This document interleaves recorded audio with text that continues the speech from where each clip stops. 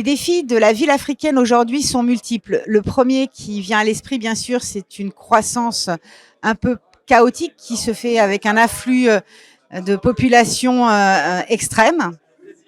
Pour y répondre, pour satisfaire cette population, Suez, depuis plus de 75 ans, accompagne ces villes en apportant les services essentiels.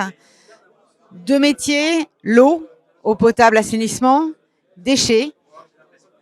Ces services essentiels, nous devons les rendre et nous adapter aux enjeux climatiques, aux enjeux environnementaux et aux enjeux sociaux de la ville.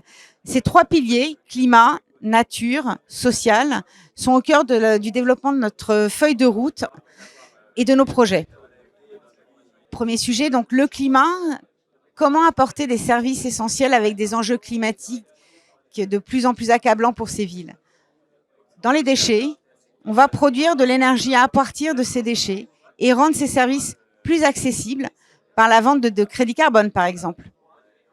D'un point de vue ressources en eau, autre enjeu climatique et enjeu environnemental, on va veiller, grâce à la digitalisation, à optimiser les réseaux et veiller à un approvisionnement jusqu'au bout de l'usager, comme ce qui est déployé aujourd'hui par Seno au Sénégal.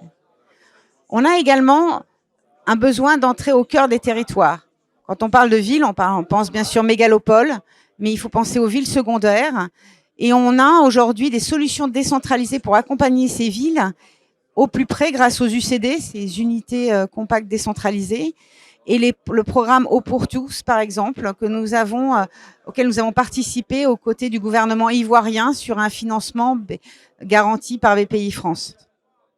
Le dernier volet est le volet social, et c'est un vrai enjeu pour la ville aujourd'hui d'accueillir toute cette population et de l'intégrer dans les projets.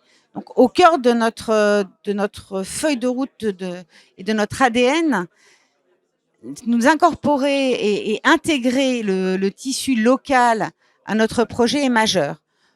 Des projets emblématiques multiples. Les chiffonniers sur Meknès, qui existaient sur cette décharge et que nous avons intégrés, fédérés en coopérative, auxquelles nous avons donné des conditions de travail en termes de santé et de sécurité acceptables et même excellentes. Nous avons de la même manière formé des plombiers avec notre école de plombiers chez Seno pour intégrer pareil à ces nouveaux métiers la population environnante. Et dernier autre exemple que je trouve extrêmement positif à la fois pour l'environnement, le climat et le social, c'est le développement de l'électrochloration pour produire le réactif de désinfection pour Seno au Sénégal, qui va utiliser du sel produit par des femmes de Palmarin, que nous accompagnons à produire un sel suffisamment raffiné pour être accepté sur les outils technologiques d'électrochloration et qui vont nous permettre également de limiter les imports de produits chimiques de l'extérieur du Sénégal vers l'intérieur, donc réduire aussi le scope 3 et donc l'empreinte carbone du groupe sur le pays.